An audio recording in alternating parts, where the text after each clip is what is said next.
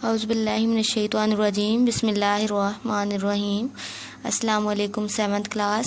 امید ہے کہ آپ سب لوگ خیریت سے ہوں گے، اور ہمارا خطبہ حجت الوداع کا جو چیپٹر تھا وہ کمپلیٹ ہو چکا تھا۔ کل ہم لوگوں نے اس کا 5th والا شارٹ کوسچن، 5th لانگ اور ایکسرسائز کمپلیٹ کر لی تھی۔ نیکسٹ اپنا چیپٹر سٹارٹ کرتے ہیں، وصال۔ یہ دیکھیے پیج نمبر آپ 48 اوپن کریں گے۔ وصال، آج اس کی ہم ریڈنگ کمپلیٹ کریں گے۔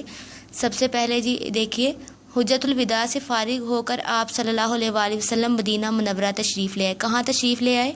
مدینہ منورہ تشریف لے آئے، ٹھیک ہے۔ آپ صلی اللہ علیہ وآلہ وسلم اپنا زیادہ وقت عبادت الہی میں گزارتے تھے۔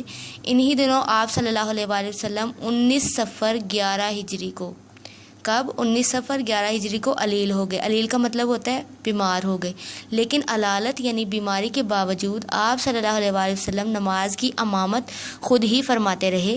علالت کے چوتھے روز، یعنی کہ جب آپ صلی اللہ علیہ وسلم کی طبیعت ناساز ہوئی تھی، اس کے چوتھے روز آپ صلی اللہ علیہ وآلہ وسلم جنت البقیع قبرستان میں تشریف لے گئے۔ وہاں سے واپسی پر مرض نے، یعنی کہ جو شدت اختیار کر لی، یہ مزید شدت اختیار کر لی، یعنی کہ آپ صلی اللہ علیہ وسلم کی طبیعت زیادہ ہی ناساز ہونے لگی، تو آپ صلی اللہ علیہ وآلہ وسلم نے باقی ازواج مطہرات سے اجازت لے کر، یعنی کہ اپنی باقی بیویوں سے اجازت لی، اور حضرت عائشہ رضی اللہ تعالی عنہا کے حجرے میں سکونت اختیار فرمائی، یعنی وہاں پہ وہ ٹھہر گئے۔ جب تک آمد و رفت کی طاقت رہی، یعنی جب تک آنے جانے کی طاقت رہی، حضور صلی اللہ علیہ وآلہ وسلم مسجد میں نماز پڑھانے کے لیے تشریف لاتے رہے۔ سب سے آخری نماز جو آپ صلی اللہ علیہ وآلہ وسلم نے پڑھائی وہ مغرب کی نماز تھی۔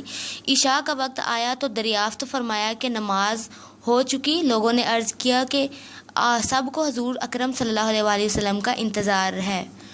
برتن میں پانی بھروا کر غسل فرمایا۔ اٹھنا چاہا لیکن غشی طاری ہو گئی، ٹھیک ہے۔ غشی کا مطلب کہ بے ہوشی سی طاری ہو گئی۔ 3 مرتبہ ایسا ہی ہوا۔ جب افاقہ ہوا، یعنی جب تھوڑا سا صحیح ہوئے، تو ارشاد فرمایا کہ ابو بکر رضی اللہ تعالیٰ عنہ سے کہیں کہ وہ نماز پڑھائیں۔ حضرت عائشہ صدیقہ رضی اللہ تعالیٰ عنہا نے معذرت کی کہ یا رسول اللہ صلی اللہ علیہ وآلہ وسلم، میرے والد نہایت نرم دل والے ہیں، آپ صلی اللہ علیہ وسلم کی جگہ ان سے کھڑا نہیں ہوا جائے گا۔ حضور اکرم صلی اللہ علیہ وآلہ وسلم نے پھر یہی حکم دیا کہ ابو بکر رضی اللہ تعالیٰ عنہ نماز پڑھائیں۔ چنانچہ 3 دن تک حضرت ابو بکر صدیق رضی اللہ تعالیٰ عنہ نے نماز پڑھائی۔ ایک دن طبیعت ذرا سنبھلی تو غسل فرمایا۔ حضرت علی رضی اللہ تعالیٰ عنہ اور حضرت عباس رضی اللہ تعالیٰ عنہ کے سہارے مسجد میں تشریف لائے۔ کن کے سہارے؟ حضرت علی اور حضرت عباس۔ حضرت ابو بکر صدیق رضی اللہ تعالیٰ عنہ نماز پڑھا رہے تھے۔ آپ صلی اللہ علیہ وآلہ وسلم کی آواز سن کر پیچھے ہٹنے لگے تو آپ صلی اللہ علیہ وآلہ وسلم نے اشارہ سے منع کر دیا، اور ان کے پہلو میں، یعنی ان کے پیچھے بیٹھ کر نماز ادا کی۔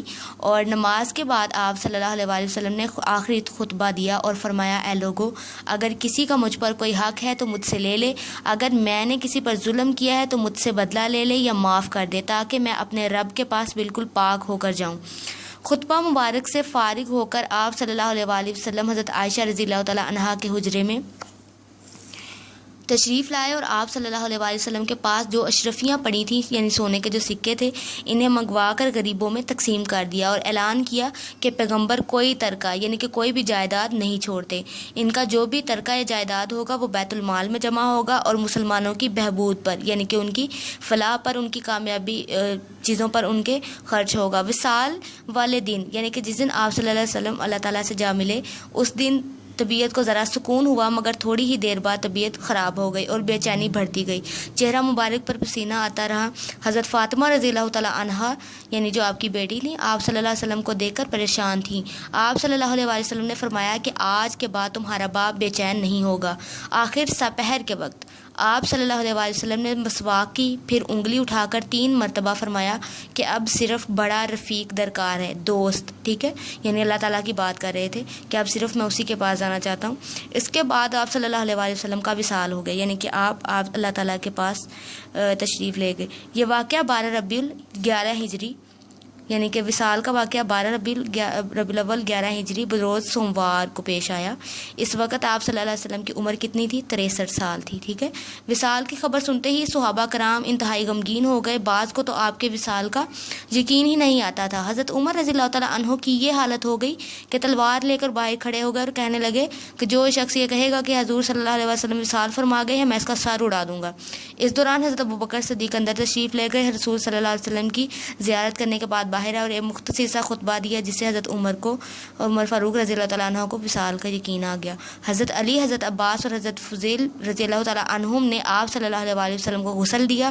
اگلے روز آپ صلی اللہ علیہ وسلم کا جسم اطہر حضرت عائشہ رضی اللہ تعالیٰ عنہا کے ہی حجرے میں دفن کر دیا گیا، وہیں آپ صلی اللہ علیہ وسلم کا روزہ مبارک ہے، ٹھیک ہے۔ یہاں تک آپ کی ریڈنگ۔ اللہ حافظ۔